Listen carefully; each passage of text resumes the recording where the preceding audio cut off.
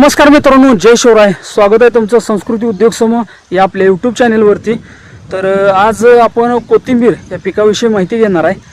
अगदी थोड्याच वेळामध्ये साधारणतः कोथिंबीर पेरणी केल्यापासून हार्वेस्टिंगला 35 दिवसाच्या कालावधीत येत्या आणि कोथिंबीरची उगवण क्षमता ही साधारणतः 9व्या ते 10व्या दिवशी कोथिंबीरची उगवण क्षमता असते. पेरणी केल्यानंतर 10व्या दिवशी कोथिंबीर बऱ्यापैकी सगळी दिसायला चालू होते.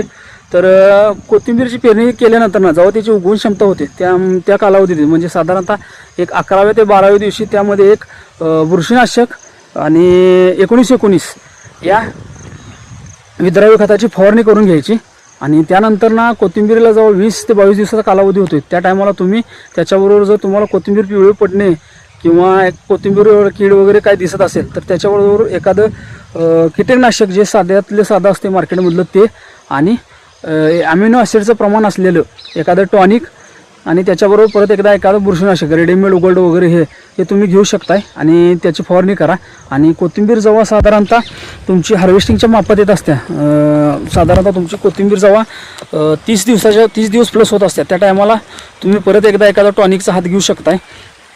नाहीतर तुम्ही त्यावर ती दारू असत्या देशी दारू त्याची एक फवारणी घेऊ शकताय. त्याचा पण रिझल्ट चांगला आहे.